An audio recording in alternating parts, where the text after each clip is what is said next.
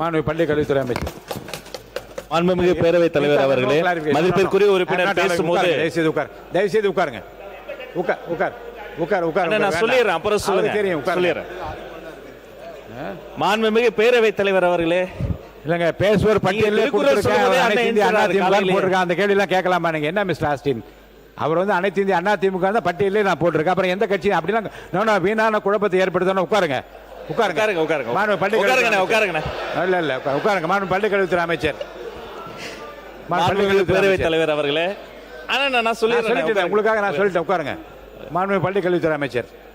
மதிப்பிற்குரிய உறுப்பினர் பேசுகிற போது பல்வேறு விஷயங்களை சுட்டி காமிச்சு சொன்னாரு. ஒரு இடத்துக்கு போகும்போது அதிகாரிகள் வருவதில்லைன்னு சொன்னாரு. ஒன்னு தெளிவா அந்த மாமன்றத்தில் நாங்க பதிவு பண்ணிக்கிறோம். ஆளுங்கட்சி தொகுதிகளுக்கு எந்த அளவுக்கு முக்கியத்துவம் தரப்படுகிறதோ அதற்கு சற்றும் குறையாமல் மற்ற தொகுதிகளும் தர வேண்டும் என எங்களுடைய மாண்புமிகு முதல்வர் உத்தரவிட்டிருக்கிறார். எனவே எங்க போனாலும் இந்த செஷன் முடிஞ்சவன அண்ணன் கூட நான் தனியா வந்து பேசுறேன், அதை எழுத்துப்பூர்வமா வாங்கி கொண்டு சம்பந்தப்பட்ட அதிகாரிகளுக்கு ஒரு தன்னம்பிக்கை, அவர்கள் தேவைப்படுற மோட்டிவேஷன் கொடுத்து எல்லா தொகுதியிலையும் இனி எங்க போனாலும் அந்த அதிகாரிகள் அங்க வர வேண்டும். அரசியல்வாதிகளுக்கு அதிகாரிகள் வந்து ஒத்துழைப்பு தர வேண்டும். அதை உறுதி செய்வதுதான். ஏன்னா எங்க தொகுதி மட்டும் கிடையாது, அவருடைய தொகுதி மட்டும் கிடையாது, 234 தொகுதிகளுக்கும் மாண்புமிகு முதலமைச்சர் தான் முதல்வர் என்பதை கூறி அவருடைய கோரிக்கை நிறைவேற்றப்படும் என்பதை கூறுகிறேன். மாண்புமிகு பள்ளிக்கல்வித்துறை அமைச்சர் சொன்னதில் அரசியல்வாதி என்று மக்கள் பிரதிநிதி என்று நான் மாற்றிக்கொள்கிறேன். மாண்புமிகு பொதுப்பணித்துறை அமைச்சர் அவர்கள். மாண்புமிகு உறுப்பினர் கே என் நேரு அவர்கள்.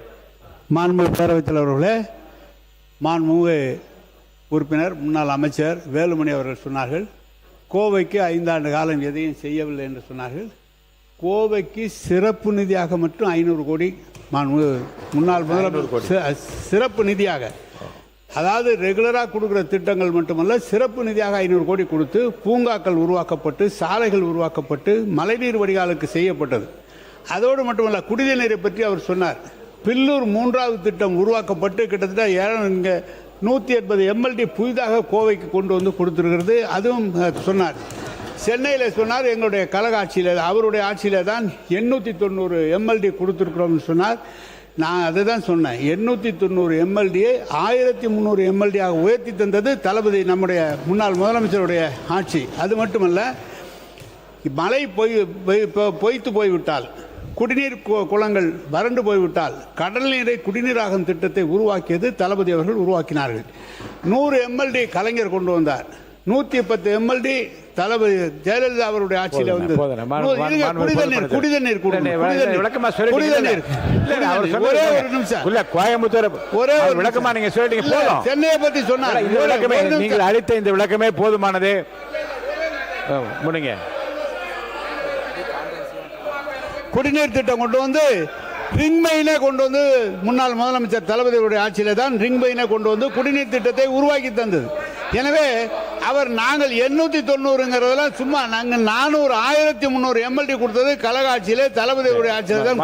அவை முன்னவர் அடுத்து பொதுப்பணித்துறை அமைச்சர் சொல்லணும். உட்காருங்க. சொல்றேன்.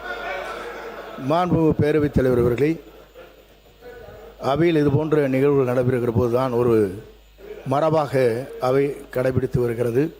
அவருடைய பெயரை சொல்லுவது என்பது இதுவரையிலும் யாருடைய பெயரையும் உச்சரிக்க கூடாது என்று தான் சொல்லியிருக்கிறார். நீங்கள் உணர்ச்சி வசப்பட்டு பேசிவிட்டீர் என்று நினைக்கிறேன். மாற்றிக்கொள்ளுங்கள். இல்லை, அவரே சொல்லிட்டார், அம்மையார் என்று சேர்த்துக் கொள்ளுங்கள் சொல்லிட்டார். விட்டுருங்க. மாண்புமிகு பொதுப்பணித்துறை அமைச்சர் போதானே உட்கார் சொல்லிட்டாங்க.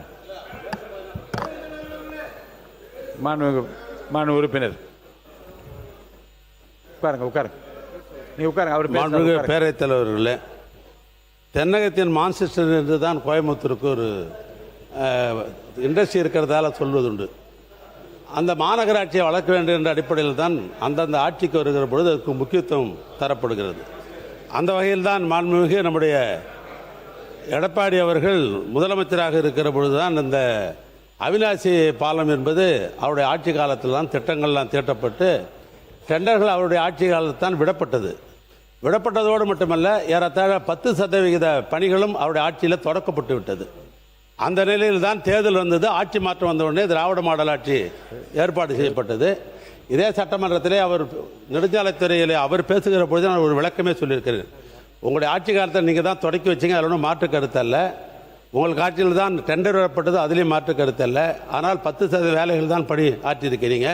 இப்போது நாங்கள் 2021-22 நிதியாண்டில் அதற்காக ஏறத்தாழ 90% பணம் எங்களுடைய பட்ஜெட்டில் நாங்கள் பணம் ஒதுக்கித்தான் அந்த பணி 10.5 கிலோமீட்டர் அந்த பாலம் அது கட்டப்பட்டது என்று ஏற்கனவே சட்டமன்றத்தில் பேசப்பட்டு அது குறிப்பில் இருக்கிறது. அதோடு மட்டுமல்ல, தென்னகத்தோட விஞ்ஞானி என்று சொல்லப்பட்ட அந்த பகுதியுடைய மக்கள் எல்லாம் கோரிக்கை ஏற்று அப்பொழுது திராவிட மாநிலத்தின் எங்களுடைய முதலமைச்சர் அவர்கள் ஜிடி நாயுடு என்கிற பெயரில் அந்த பாலம் பெயர் வைக்கப்பட்டு அவர் திருக்கரத்தால் சேர்க்கப்பட்டது.